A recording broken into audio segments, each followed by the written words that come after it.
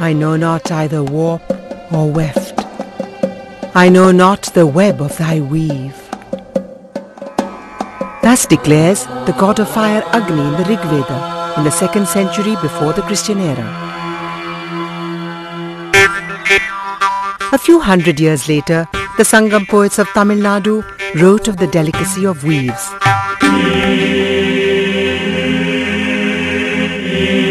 Early Romans importing cloth from the Gangetic plain compared it to clouds filled with water, and the pureness of the whites with clouds emptied of water.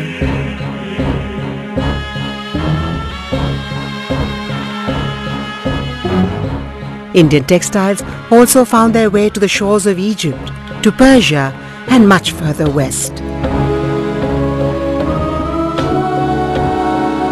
Arab traders in wooden dhows plied the South China seas with rough cottons for tents, trading them with spices and gold from the east.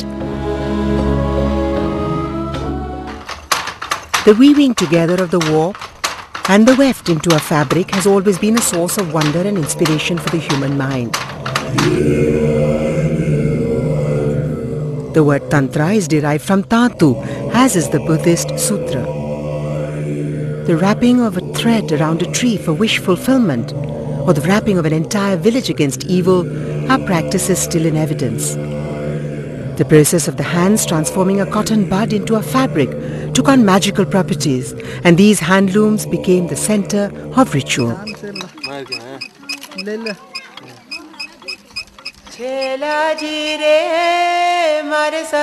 The exquisite Patan Patola, the one-of-a-kind double ikat from Patan in Gujarat, became associated with the magic that protects, and rags of the patola were placed under the groom's saddle when he rode out to get his bride. Women celebrating the 7th month of pregnancy wore a patola to protect and bless the unborn child. Special patolas woven for the Indonesian market also became part of royal wear and got associated with rituals to ward off evil. Over the millennia, the produce of the handlooms of India became much more than garments with which to cover the body. They became important indicators of culture and tradition, signaling status, personal expression, spiritual affiliation, and more.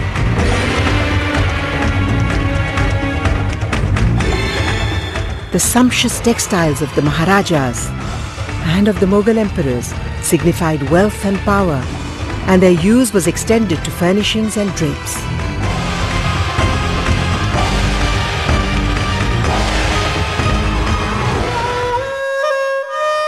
What made Indian handlooms unique in the early years were their fast dyes, and the quality of the vegetable dyes used are known in the Western world.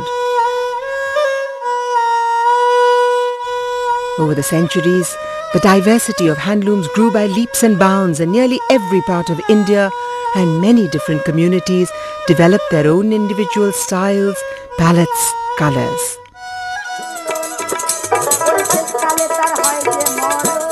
From the east came the famed Dhaka muslins, fragile and light enough for the wearer to be seen as not being clothed. Today's Jamdani weavers show no lesser skill in their myriad whites tinged with gold.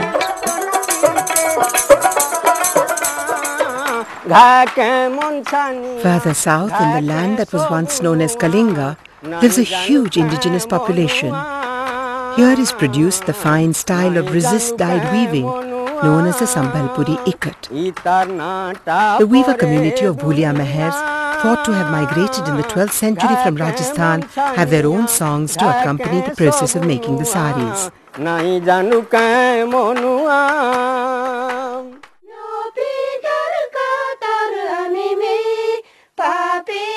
The tribes of the northeast have perhaps no parallel in the variety of their weaves, with each tribe having their distinctive colors and patterns. Apatani and Adi women in Arunachal Pradesh are traditional weavers who consume much of their own work. The Apatani weave on a simple loin loom that can be constructed within minutes and stored when not in use is a wonder to see.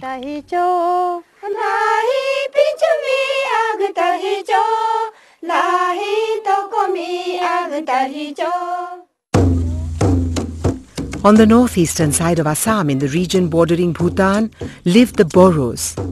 Here too weaving is a craft that every young woman learns, usually preparing for her own trousseau or for the use of her present or future family. Weaving remains an important part of their lives, as is reflected by the songs the young girls sing.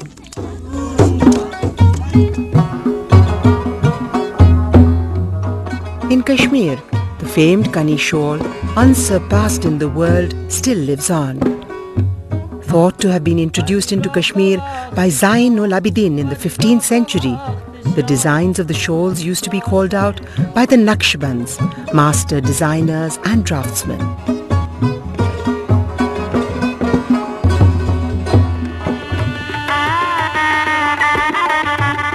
The brocades of Varanasi, once the proud possession of royalty and the wealthy all over the world, suffer today from competition from China and Surat. But the master weaver's skills remain, waiting to be in demand once again.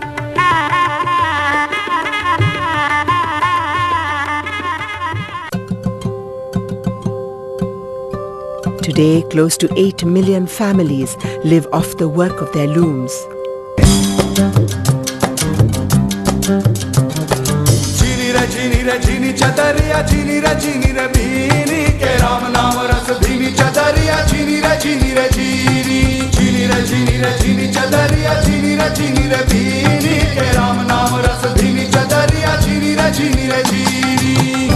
But these textiles have lost their primary market, the producers themselves and the rural poor, who now prefer the easier to maintain polyester.